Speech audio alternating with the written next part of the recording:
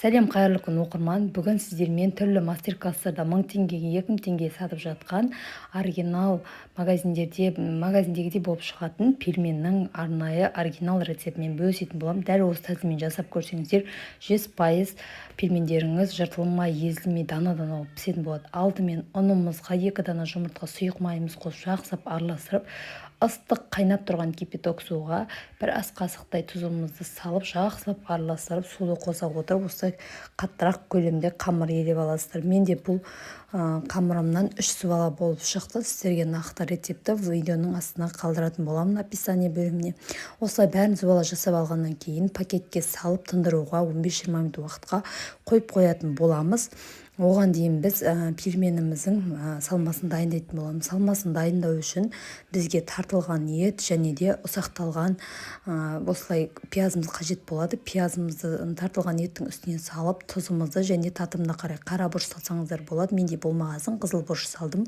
Дәл осылай салып, барлығын жақсылап араластырып аласыздар да дәл осындай салма дайын болып шығады. Енді біз жаңағы тындырған қамырларымызды алып, бірінен соң бірін жая отырып, жұқа етіп жайып аласыздар. Өте күшті болып шығады. Қамырды жайған кезде қатты ұнды да талап етпейді достар. Істеп жасап көрсеңіздер болады. Өте күшті болып шығады. Бұл біздің пельменіміздің жыртылмай жақсы дана болып пісуінің себебі, байқасаңыздар, ыстық қайнап тұрған кипяток суға қамыр дайындайсыздар.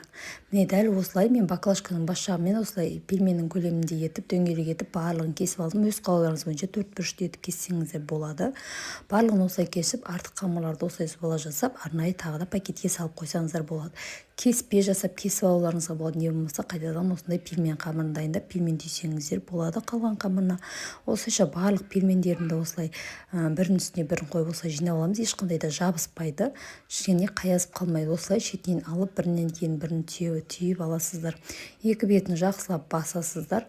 Бір бетіне қайтарып дәл осылай түйіп аласыздар. Барлығын түйіп дайындап алғаннан кейін мен морозильникке арнайы листке салып қатыруға қойып қойдым. Оған дейін сорпасын дайындап алайын деп аздаған сұйық май құйып, оның үстінен туралған пиязымды және туралған картоплымды салдым да барлығын жақсылап араластырып, үйде қалған осылай свежий салат бар еді, осыны қосып жібердім. Сіздер өз қалауларыңыз бойынша помидор, болгарский не болмаса томат қоссаңыздар болады. Осылайша барлығын қуырып алғаннан кейін үстінен шамамен жарты қазандай болып шығатын су құйып, үстінен татымына қарай тұзымды салып қойдым.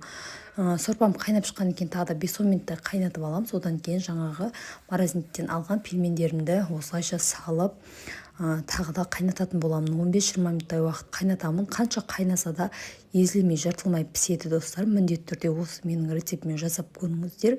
Өте күшті, керемет болып шығады. Міне көріп тұрғандарыңыздар қайнап жатыр. Ешқайсысы жыртылмай, барлығы дана-дана болып қайнап жатыр және қою да болып қалмайды. Сорпалы болсын десеңіздер, суын көптеу құйып дайындайсыздар.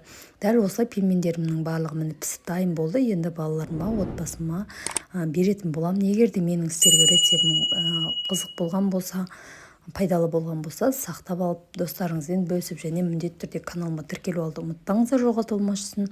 Назарларыңызға рахмет. Сіздермен бірге болған Алмагүл.